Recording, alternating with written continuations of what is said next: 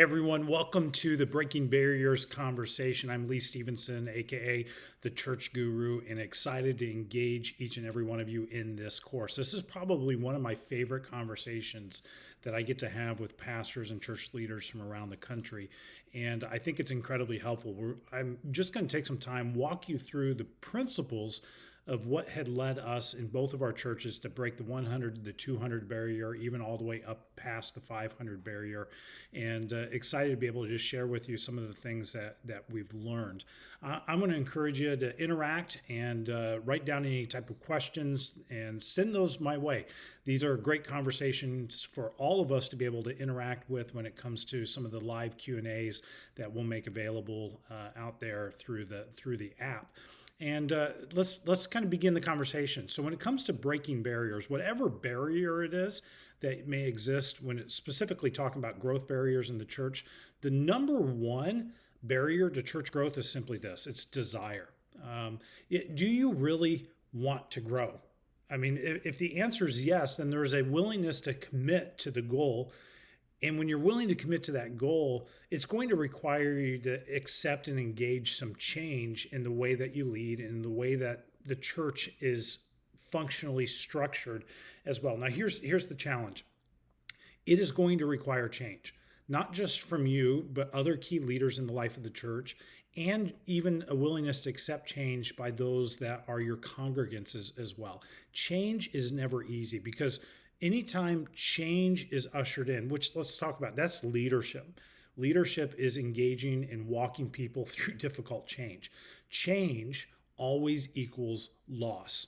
And anytime you have loss, it also equals pain. So when you're leading people through seasons of change, even if it's good and absolutely appropriate change, change will bring loss, which ultimately brings pain, which is why people have kind of a push against change in their life. And so you as a pastor, you have to decide, is this something I actually want to pursue? Is this something I'm going to walk through?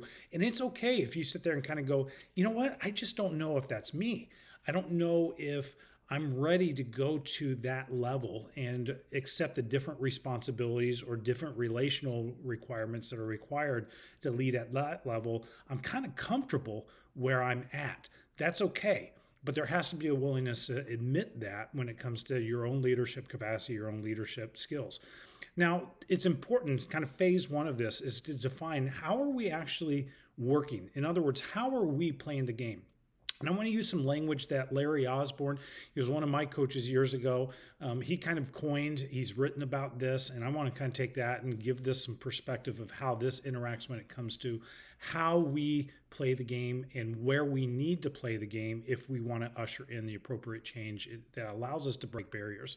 There's kind of four levels that I want to explore with you. The first level, and this is specific to kind of church planters, or let's say solo pastors out there, you're operating as a triathlete early on.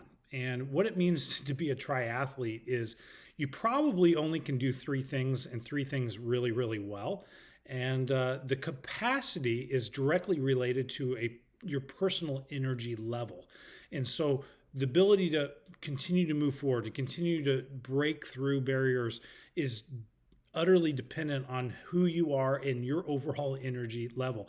And when that begins to kind of wean out, that's when you kind of find yourself in a place where you're stuck.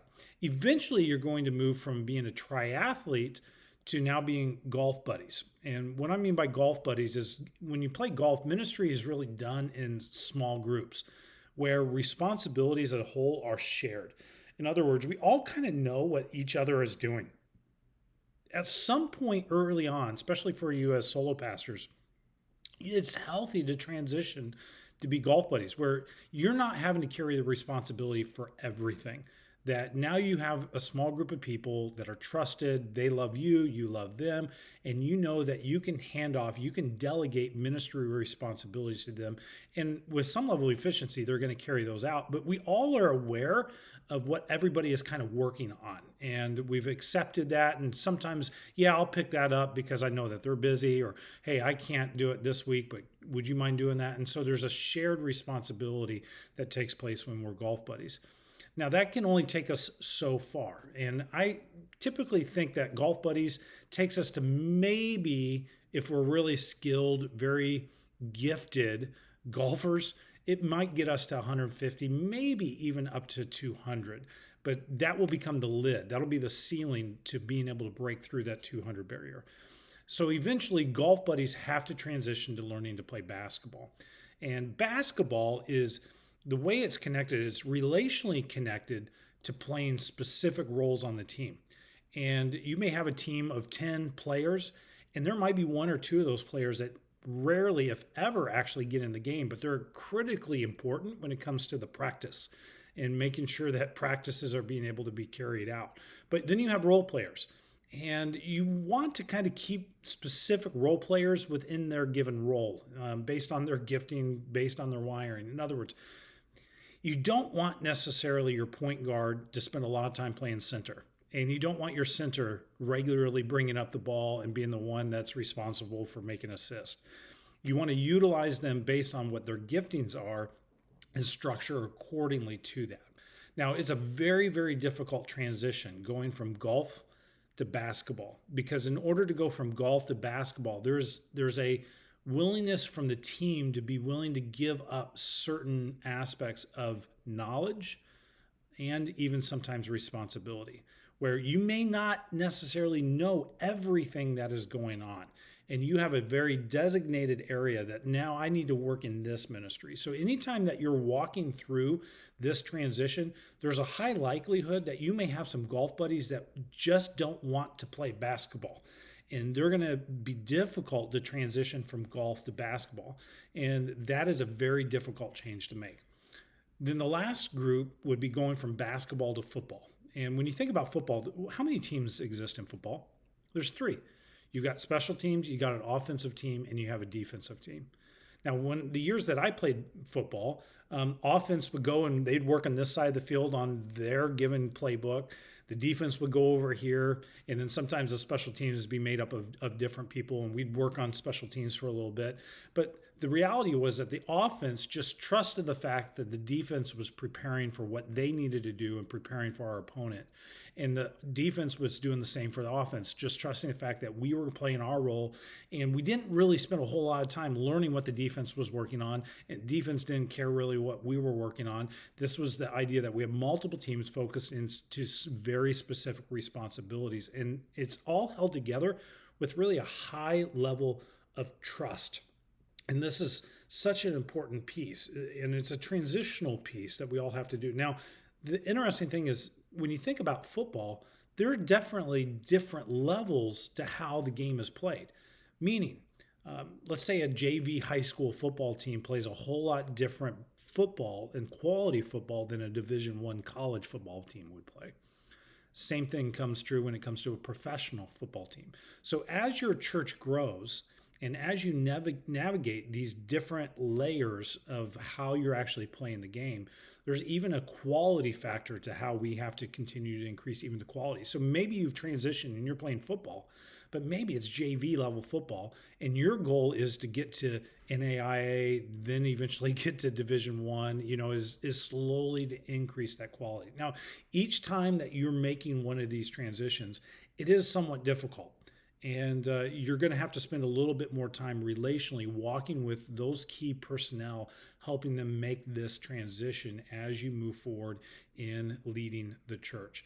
And again, everything at each one of these levels, the transition takes place when trust is there. The high levels of trust are the thing that everyone is contributing that allows us to be able to move forward. So the important question that I want to encourage you to ask right now is, what game are you currently playing? Are you playing golf? Are you a triathlete? Are you playing basketball? But not only is it important to identify what game are we currently playing, my question to you is, what game should we be playing? Maybe you're at a point where you need to be playing football, but you're still stuck in playing golf. Well, you need to walk through those changes that need to take place, which means you're probably going to have to go from golf to basketball for a season and then transition again from basketball into football. Now, when it comes to, let's continue to walk through some basic principles of this. and what this looks like. Let me kind of slide myself over here for a moment. There are 7 corporate lids that exist, and I'm going to dive into depth into each one of these corporate lids and explain how these become barriers to us being able to actually grow, and breaking through those 100, the 200, the 300 barriers as a church. The first corporate lid that I see a lot of churches wrestle through is related to their systems. The systems that they have in place, or the lack of systems that they have in place in the life of the church.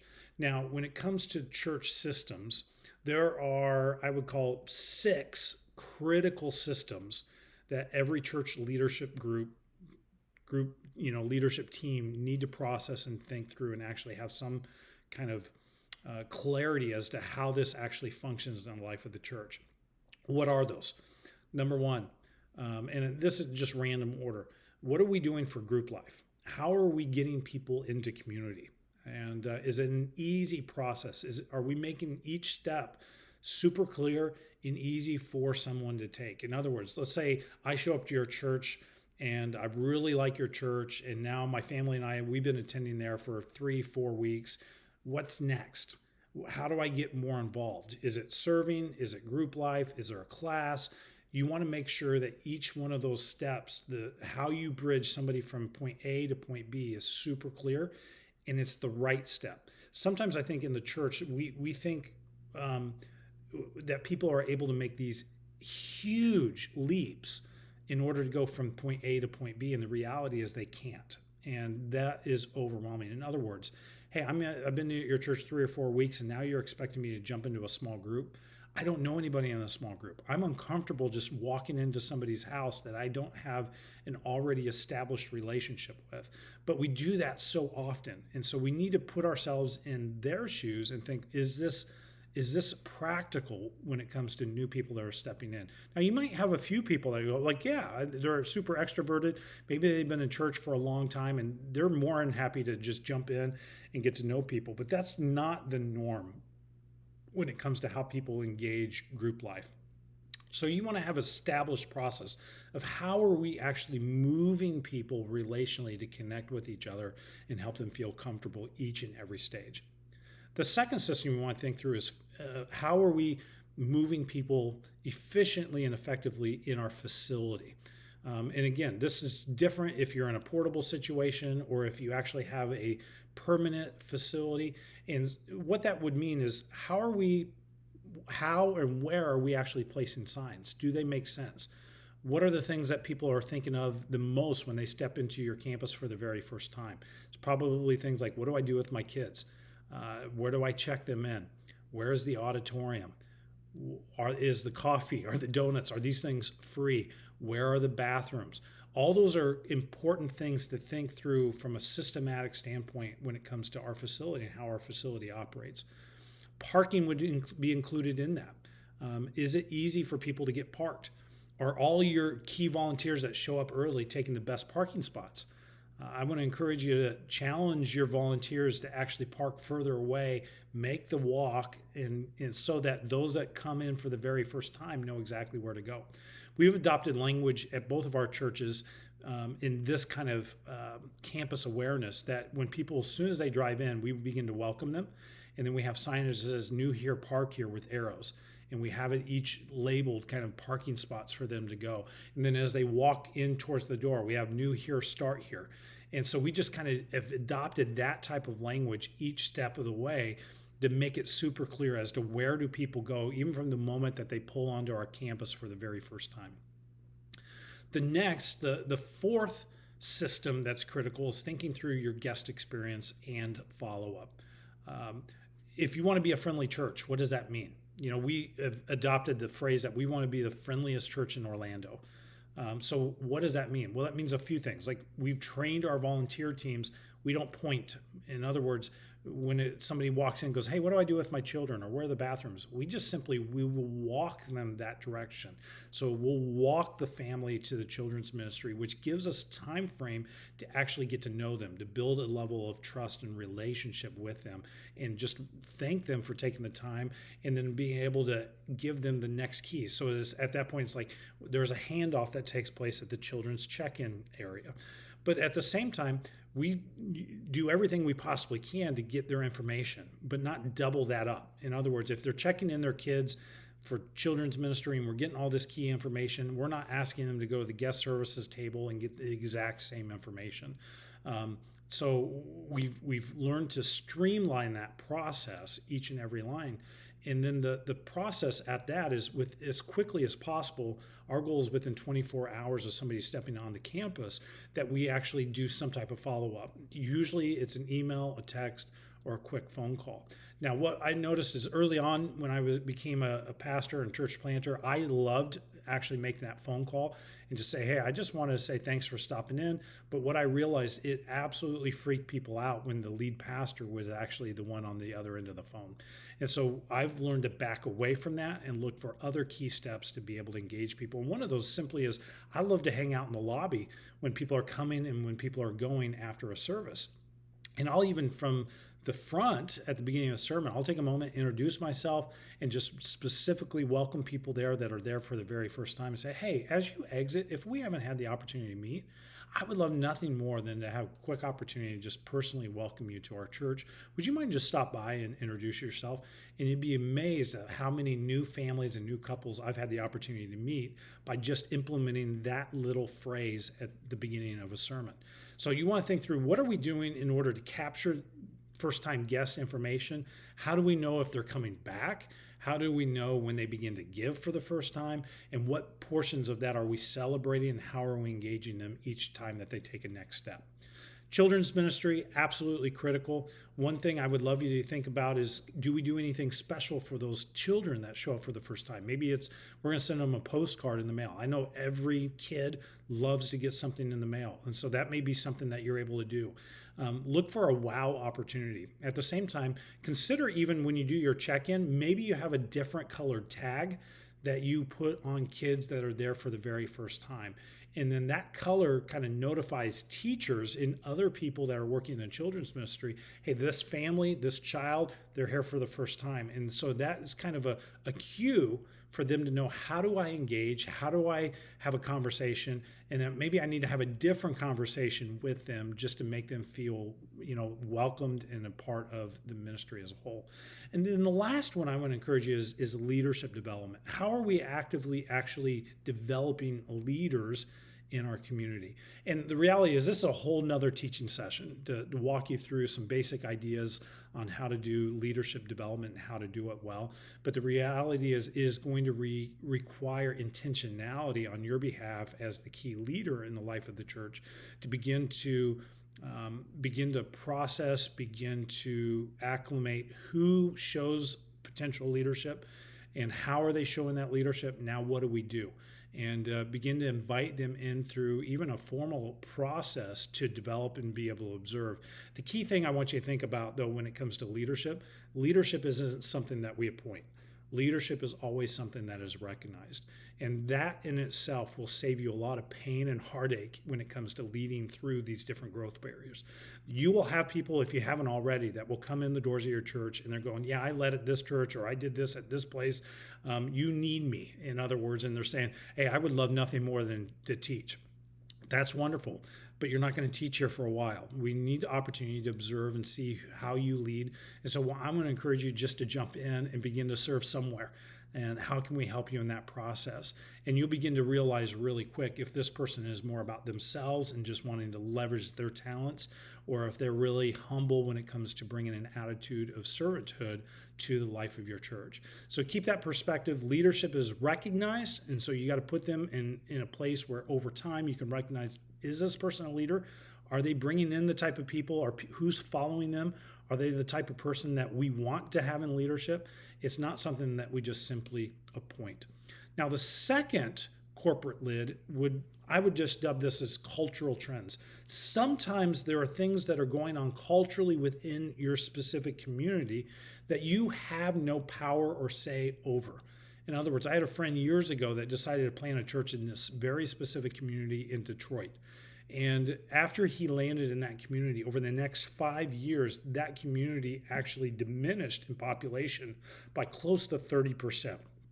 There was nothing that he could do about that. And so there's a willingness to be able to accept that's just the reality of our current situation, which means that breaking through certain barriers, it may take longer and it may be more difficult just because of the societal trends that are playing out in your town, in your community, in your region of the country.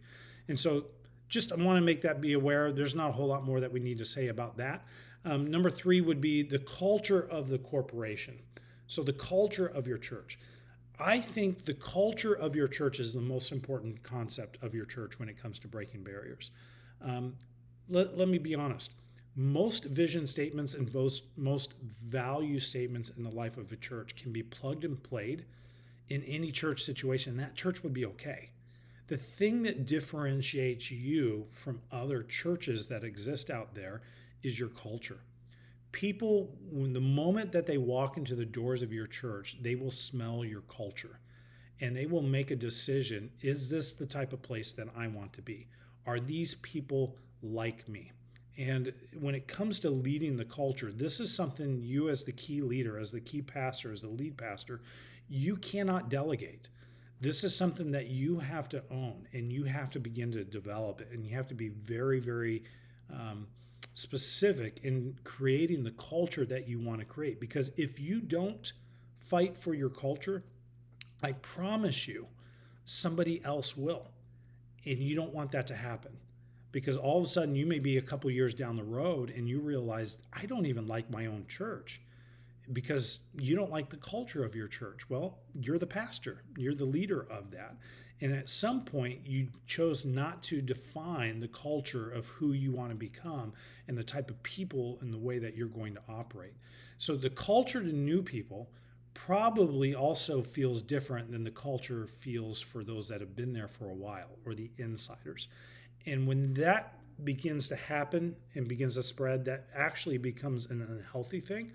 And it's important to learn. And so one of the things that will help you identify what really is our culture is engage those that have been there for, newer into your church context. Maybe they've been there for a couple weeks, maybe even for a couple months, and just ask them, what was it about our church that made you want to come back? And then listen. And what they tell you is the culture that you have. And then you want to begin to identify and even put words that help you structure the culture that you want to develop in the life of your people. And I found that those cultural statements then become adopted as our values. But I would encourage you, the cultural value statements that you create need to invoke some type of emotional response. In other words, when people hear the cultural statement or they see the value statement, that they go, yeah, that's the type of person I want to be. I hope to become that type of person. And so the way that we develop the culture in the life of the church, where we're wanting to take people when it comes to being a part of the culture, is all about the process of discipleship. We want to help them grow in the depth and understanding of who Jesus is and what it means to be a follower of him. And so our cultural and value statements should move people that direction. Now, again, it's different than just a basic value system where people go, yeah, we value prayer. That's great. I think every church in America values prayer. But what does that mean when it comes to the people and how we operate in the doors of our church? Maybe it's we pray differently from the standpoint, we pray for big things, expecting God to do the miraculous. Maybe when it comes down to our faith is, you know what? We're not going to play it safe. We're going to trust Jesus. Those are cultural statements that can be made when people realize, go, yeah, that's who I want to become. I know I'm not there yet, but I need to become that. So pay attention to the culture. Staff culture is also important when it comes to establishing the culture in the life of the church. And so, pastor, don't neglect this. Pay attention to it. Fight for the culture that you really feel like God has wired and wants you to become when it comes both as a leadership team, but also as a church. Number 4 would be overall competency, or I would even say capacity when it comes to leadership. And this would be specific to you as a leader, but also your leadership team. It's how are we leading people in teams, and are they beginning to think bigger than just even themselves? So what does this mean? Let me kind of walk you through some very basic steps to think through that will help you increase overall leadership capacity in the life of your church. First of all, at some point you have to move from being with people to in front of people to being above people. That means I'm not talking about an arrogance level. I'm talking about early on in a smaller context, when you're looking at triathlete and even golf buddies, hey, we're doing this together. I'm with you.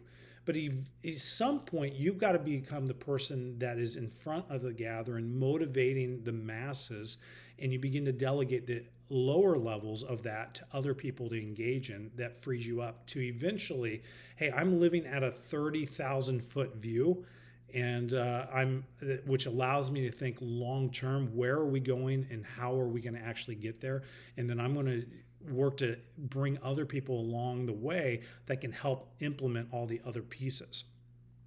That means as well that sometimes we have to move from pastor shepherd to leader to being a leader of leaders. So that would be some other language to think through. That yes, we shepherd for a while, we now are a leader, but eventually you got to become that leader of leaders. Also, each phase of the game where you're implementing change, you're going from maybe golf team to basketball team to football team, there has to be an increased capacity for the tension of the unknown. In other words, you become more comfortable with recognizing I don't have the answers and I don't have the clarity, but I have a basic direction. And so we're just going to pursue, we're going to continue to go, and we're going to trust God in that process. And so each layer that you begin to lead at a higher capacity, as you break through the 100 barrier, the 200 barrier, or 300 barrier, your own personal leadership for handling the tensions of the unknown needs to be increased. You've got to move from focus from worker to developer, from task to team. In other words, it's not about you carrying out all the tasks. It's not about you doing all the work. But now you have to begin to see yourselves as a developer of teams. So I'm building teams that can begin to accomplish these things versus me being the hub of how everything is being carried out, which means you've got to be willing to delegate authority and responsibility to those around you that you trust. And does that get messy? Absolutely. Sometimes it's going to get messy, and you just got to walk through the mess, which is going to require you moving from management, where you're managing current reality, to chasing culture through paradigm shifts. In other words, you move from manager to leader to cultural architect. And so as a leader, I'm going to encourage you are a cultural architect. And it comes back to what we talked about in point number 3, that third corporate lid, that the culture is so important. So how are you actually building that culture? And each step of the way, you become then more comfortable with who you are and who you're not. In other words, you become more recognizable as, yeah, these are my strengths. This is what I'm good at. This is what I'm passionate about. And I'm not so good at these things. I need help in these areas. And so hire and staff and develop and build teams around your weaknesses so that as a movement, you can continue to move forward. It requires you along the way, as you're looking at navigating and breaking barriers, to grow in your overall thinking, to multiply. What do we need to do in order to grow? We simply ask ourselves this question as a leadership team: if we were to grow 20% in the next year, what would need to change? And then we actually incorporate that right away. So it's like, yeah, if we were to grow 20% in our children's ministry, this would have to change. Okay, let's go ahead and make the change now. Trusting the fact, you know what, we want to be faithful with whatever God places in our hand, so that if God were to bless us with more, we're actually able to handle that. It doesn't mean He will, but we want to be ready for it. And why do we say 20%? The reason why we use the 20% rule is simply this. We think if we're really, really good at our job and we work hard, we could probably manufacture 10% growth. The other 10% is if God shows up in a unique way. And we just want to trust and we want to experience God's blessing in that type of manner. And so that's why we use the 20% rule when it comes to how we develop and how we structure within the life of the church.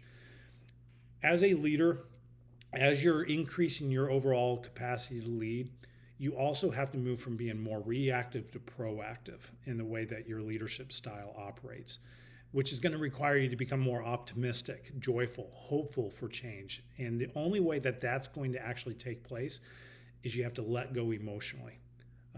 And so recognizing change isn't necessarily a bad thing, which allows you to do less for more. And so continue to grow in that, move to group conversations, which are going to require you to give away specifics to speaking into more generalities. In other words, hold up the principle and allow other people to figure out how that is carried out. And are people going to do that differently than you? Absolutely. Just because they do it different doesn't mean it's a bad thing. Number 5, when it comes to the corporate lids, is just overall courage. Sometimes we don't move forward, or we don't grow, or we don't engage the change that actually is required of us simply because it's a courage issue. We're allowing fear to dictate our decision making. I want to encourage you as a leader, don't ever let fear be the driving motive behind anything that you make a decision to actually do. We know the Bible talks about that God's love language is what? It's faith. It's faith.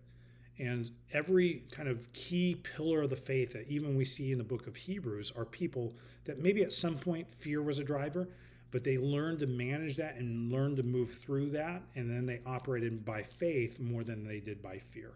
And this comes even down to the practical ways that we even engage our people, the way that we lead them through even seasons, let's say giving. Like right now, inflation's high, gas prices are expensive. It's easy for our people to become fearful and to begin to hold on to even their finances. And so sometimes you even have to remind them in a practical level, going, guys, we're people of faith. We're not people of fear. So we're not going to choose to fall into the trap that the rest of the world is. So let's continue to give. Let's continue to press on. Let's continue to live generously, because this is the way that God has led us, and we're going to follow that example. Number 6, corporate lid, is communication. When it comes to communication, I'm talking about every layer of communication. And you want to think about it this way. When it comes to communicating, clear is always better than clever. People simply want to know where they're going.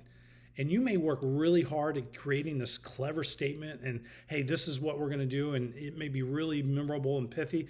But if it's not clear, people won't know where they need to go, and people will just stay where they're at, and they'll become more comfortable with the status quo.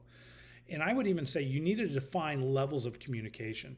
For instance, if a crisis happens in your community, how are you actually going to communicate about that? What are you going to communicate about that? What about if crisis happens in the life of your church? How are you going to communicate that? What layers of communication are you going to play? Are these things that, hey, we're going to start with members, and then we're going to start with our small group leaders? Maybe we start with small group leaders and eventually we go to members, then we go to the rest of the congregation. You want to have a defined communication system, even about how are we going to communicate when crisis happens? How do we communicate when there's big change? Let's say you're at one current Sunday service and you want to move to 2 services.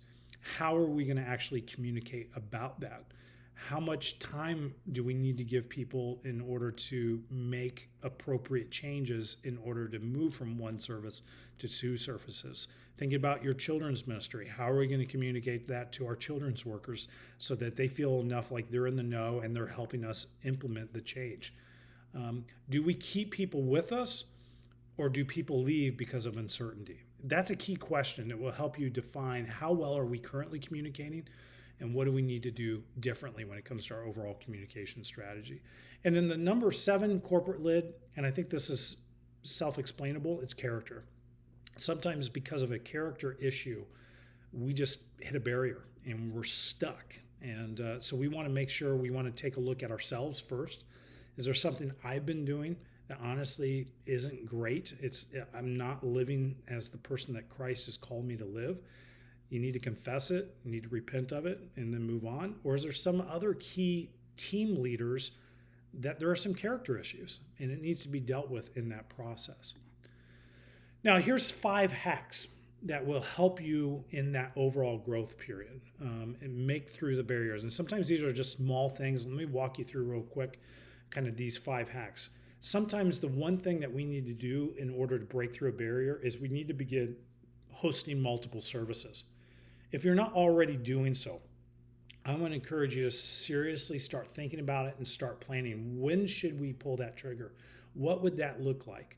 And you may even begin to offer people a choice of services, and you're effectively putting another hook in the water is the way that you're doing it.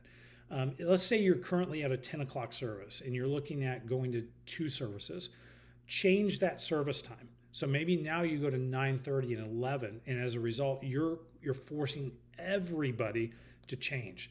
And versus going, hey, we're going to go at 10 and now 11:30, most people aren't going to make the change because they become comfortable with the status quo. So it's best to change everybody, forcing everybody to make that change. Now, one of the implementations, I've gone from 1 service to 2 services to 3 services, all the way to 5 services on the weekend.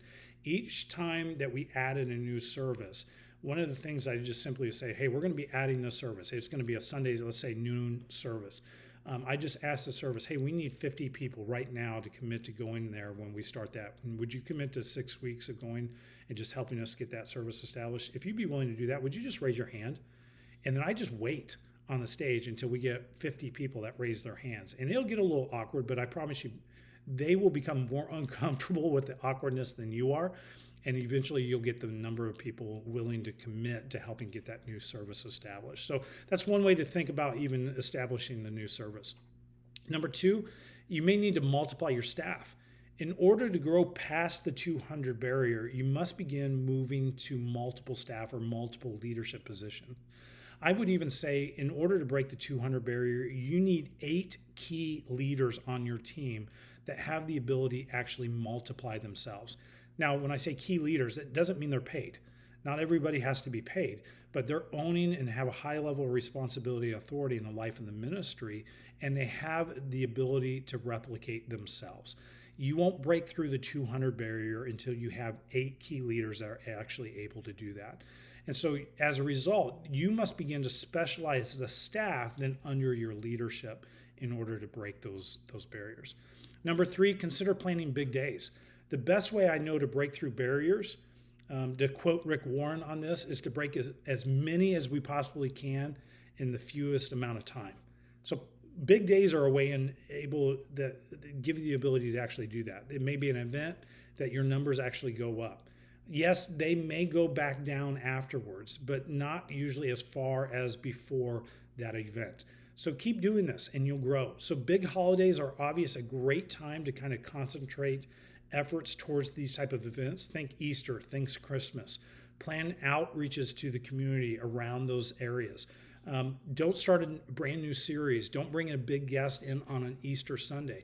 Consider doing it actually the following week or 2 weeks after. And now you have a captive audience to say, hey, in 2 weeks, we're actually going to have this sports star from the local football team come and share his testimony. I'm going to be interviewing them. And so consider how would that actually play out and then advertise it. And what you'll see is a major bump when it comes to your overall attendance, and you won't ever quite fall back as far as you were before.